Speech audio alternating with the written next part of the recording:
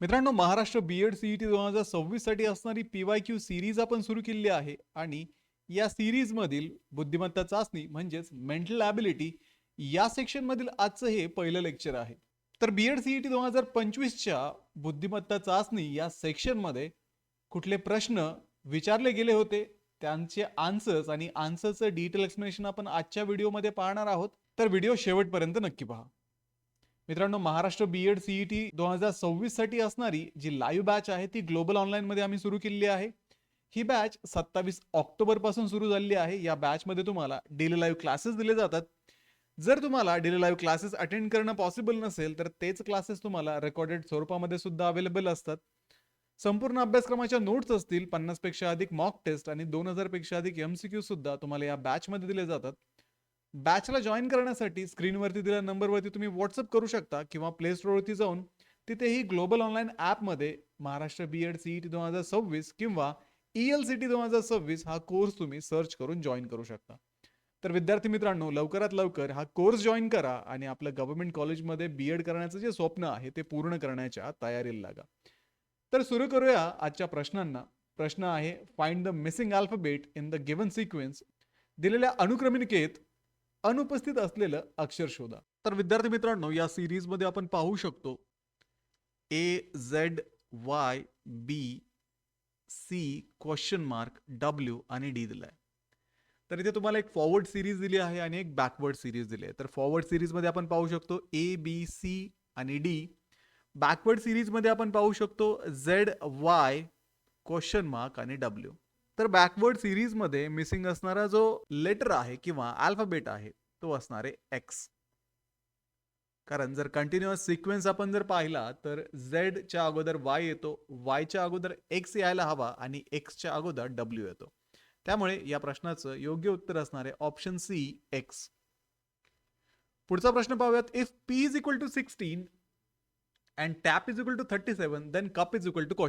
जर P 16 tap 37 असेल तर कप बरोबर किती?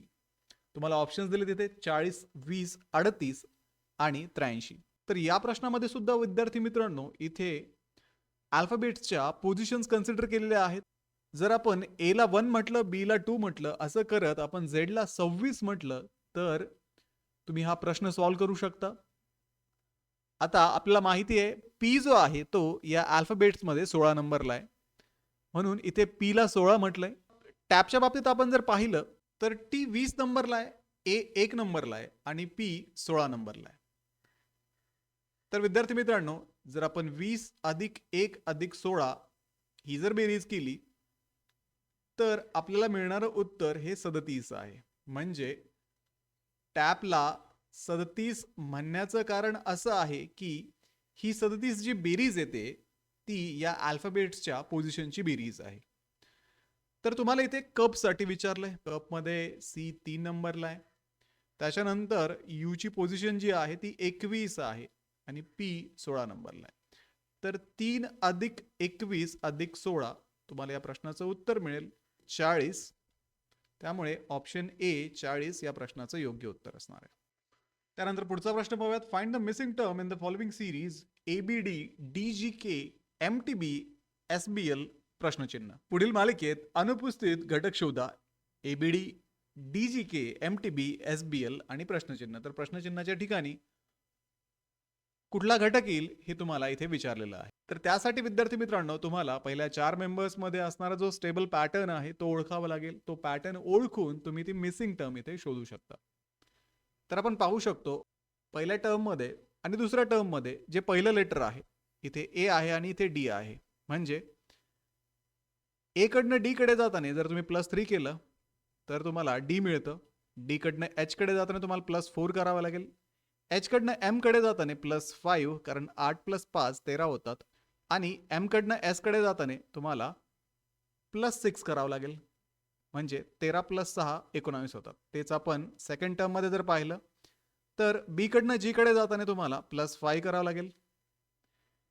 G कडनं M कडे जाताना तुम्हाला +6, M कडनं T कडे जाताना +7, T कडनं B कडे जाताना आता B इथे 2 नंबरला आहे म्हणजेच 26 + 2 28. थोडक्यात T+8 म्हणजे 28 येणार आणि 26ला Z आहे, नंतर Z नंतर परत A येणार 1 नंबरला आणि Aच्या पुढे B 2 नंबरला येणार.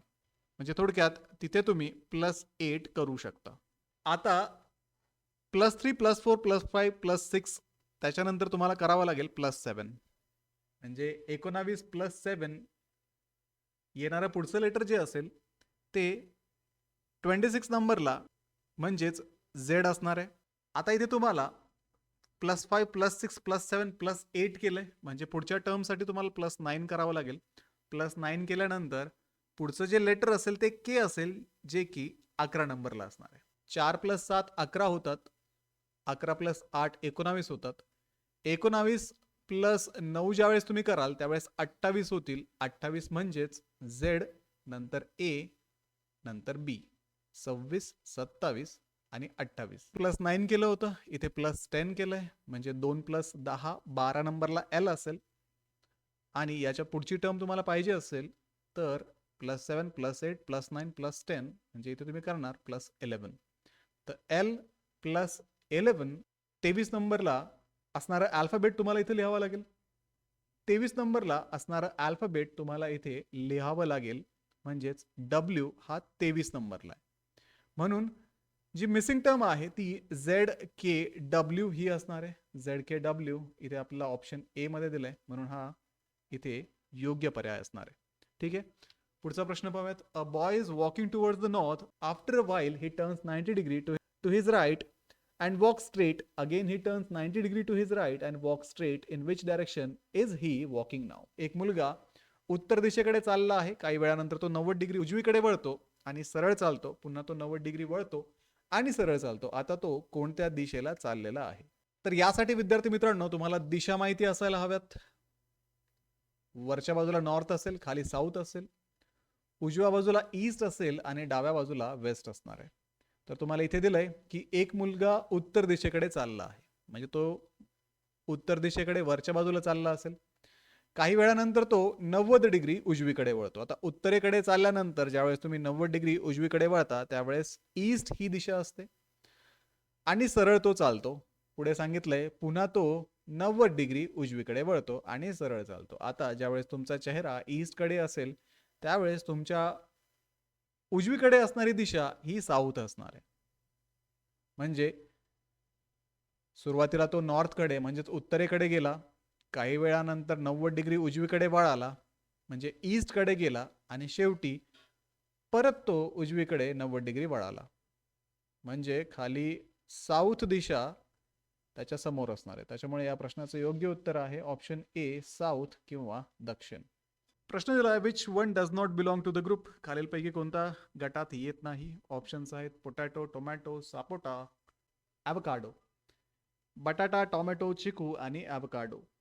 तर विद्यार्थी मित्रांनो इथे आपण पाहू शकतो टोमॅटो, चिकू आणि ॲव्होकाडो हे फळं आहेत, पण पोटॅटो म्हणजेच बटाटा ही व्हेजिटेबल किंवा भाजी आहे. हा एक डिस्टिंग्विशिंग पॉइंट याच्यामध्ये आहे. दुसरी गोष्ट पोटॅटो हे झाडाचं खोड आहे. टोमॅटो, चिकू आणि ॲव्होकाडो हे फळं आहेत. अजून तिसरी गोष्ट जर आपण इथे पाहिली तर टोमॅटो, सापोटा, ॲव्होकाडो म्हणजेच टोमॅटो, चिकू आणि ॲव्होकाडो हे जमिनीच्या वरती येतात. पोटॅटो हा जमिनीच्या खाली म्हणजे बटाटा जमिनीच्या खाली येतो. तर या तीनही गोष्टींमधून आपण पोटॅटोला किंवा बटाट्याला वेगळं करू शकतो. म्हणून या प्रश्नाचं योग्य उत्तर असणार आहे ऑप्शन ए, बटाटा. पुढचा प्रश्न पाहूयात. A is the mother of B and B is the father of C. How is A related to C? A ही बी ची आई आहे, बी हा सी चा वडील आहे, तर ए चे सी शी नाते काय आहे? आता विद्यार्थी मित्रांनो ए इज द मदर ऑफ बी, ए ही बी ची आई आहे असं म्हटलंय, तर मग मागच्या जनरेशन मध्ये ए असणार, बी ही रिसेंट जनरेशन आहे. पुढे सांगितलंय आणि बी हा सी चा वडील आहे, तर बी हा सी चा वडील आहे, तर ए चे सी शी नाते काय आहे? तुम्हाला हे रिलेशन विचारलंय. पहिली गोष्ट ए ही आई सांगितलंय, म्हणजे ही फिमेल आहे, स्त्री आहे. बी हा मेल आहे आणि या बी ची ए आई आहे पण सी जो आहे तो बीचा मुलगा किंवा मुलगी आहे. त्याच्यामुळे सीच्या वडिलांची आई ही सीची आजी असणार आहे. त्याच्यामुळे ऑप्शन ए ग्रँडमदर आजी या प्रश्नाचं योग्य उत्तर आहे. पुढे पाहूयात. If today is a Wednesday what day will it be 51 days from today. जर आज बुधवार असेल तर आजपासून 51 दिवसांनी कोणता वार येईल? तर विद्यार्थी मित्रांनो, इथे तुम्हाला ऑड डेज माहिती असणं आवश्यक आहे. तर 51 दिवसांमध्ये तुम्हाला किती ऑड डे येतात ते ओळखावं लागेल. त्यासाठी तुम्हाला 7ने 51ला भाग द्यावा लागेल. ज्यावेळेस तुम्ही 7ला 51ला भाग द्याल त्यावेळेस याचा भागाकार म्हणजेच कोशंट 7 असणार आहे आणि बाकी इथे 2 उरणार आहे. तर अशा प्रश्नांमध्ये आपल्याला बाकी महत्वाची असते. म्हणजे जी बाकी येईल ती तुम्हाला बुधवारमध्ये ॲड करावं लागेल. कारण आज तुम्हाला बुधवार सांगितलाय, तर वेनसडे म्हणजेच बुधवार नंतर येतो गुरुवार आणि गुरुवार नंतर येईल शुक्रवार. तर या प्रश्नाचं योग्य उत्तर असणार आहे फ्रायडे म्हणजेच शुक्रवार. जी बाकी येईल ती बाकी तुम्हाला आजच्या वारामध्ये ॲड करावी लागेल आणि त्याच्यानंतर येणारा दिवस तुम्हाला ओळखावा लागेल. त्यामुळे शुक्रवार येथे योग्य उत्तर असणार आहे. पुढचा प्रश्न तुम्हाला दिला आहे. A man walks 5 kilometre towards the south and then turns left and walks 3 kilometre and again turns left and walks 5 kilometre. In which direction is he facing now? एक माणूस दक्षिणेकडे 5 किलोमीटर चालतो, नंतर डावीकडे वळून 3 किलोमीटर चालतो आणि पुन्हा डावीकडे वळून 5 किलोमीटर चालतो. तर तो आता कोणत्या दिशेला तोंड करून उभा आहे? जसं आपण मागच्या उदाहरणामध्ये दिशा दर्शवल्या होत्या तशा पद्धतीने आपण परत दिशा दर्शवून घेऊयात. नॉर्थ साऊथ आणि ईस्ट वेस्ट. तर माणूस दक्षिणेकडे 5 किलोमीटर चालतोय. दक्षिणेकडे 5 किलोमीटर तो चाललाय. पुढे तो डावीकडे वळालाय आणि 3 किलोमीटर चाललाय. आता तो डावीकडे 3 किलोमीटर चाललेला आहे. त्यानंतर पुन्हा डावीकडे वळून 5 किलोमीटर तो चालतोय. आता परत तो डावीकडे 5 किलोमीटर गेला. तुम्हाला विचारलंय तर तो आता कोणत्या दिशेला तोंड करून उभा आहे? तर आपण इथे पाहू शकतो तो नॉर्थ म्हणजेच उत्तर दिशेला तोंड करून उभा आहे. त्यामुळे या प्रश्नाचं योग्य उत्तर असणार आहे ऑप्शन ए नॉर्थ किंवा उत्तर. ठीक आहे विद्यार्थी मित्रांनो, तर हा जो प्रश्न आहे तो डिस्टन्स अँड डायरेक्शन म्हणजेच दिशा आणि अंतर या टॉपिक मधून आलेला आहे. तर या टॉपिक मधले प्रश्न सॉल्व्ह करण्यासाठी तुम्हाला दिशांचं ज्ञान असणं आवश्यक आहे. सोबतच तुम्हाला पेपरवरती जो पॅटर्न दिलेला आहे तो ड्रॉ करता यायला हवा आणि त्याच्यावरनं तुम्ही हे प्रश्न इझिली सॉल्व्ह करू शकता. ठीक आहे. तर अशा पद्धतीने आपण महाराष्ट्र बीएड सीईटी 2025 मधील मेंटल ॲबिलिटी सेक्शन मधले काही महत्वाचे PYQ पाहिले. सोबत त्यांचे आन्सर्स आणि आन्सरचं डिटेल एक्सप्लेनेशन सुद्धा आजच्या व्हिडिओमध्ये आपण पाहिलेलं आहे. ही सिरीज अशी सुरू राहणार आहे. पुढच्या व्हिडिओमध्ये आपण मेंटल ॲबिलिटी या सेक्शन मधून उर्वरित जे PYQ आहेत ते घेणार आहोत. तर त्यासाठी व्हिडिओला लाईक करा, तुमच्या मित्रांना हा व्हिडिओ शेअर करा, ग्लोबल ऑनलाईनला सबस्क्राईब करा आणि सोबतच आमची जी बॅच 27 तारखेपासून सुरू झालेली आहे त्या बॅचला जॉईन करण्यासाठी स्क्रीनवरती दिलेल्या नंबरवरती व्हॉट्सअप करा किंवा प्ले स्टोअरवरती जाऊन तिथेही ग्लोबल ऑनलाईन ॲपमध्ये तुम्ही हा कोर्स जॉईन करू शकता.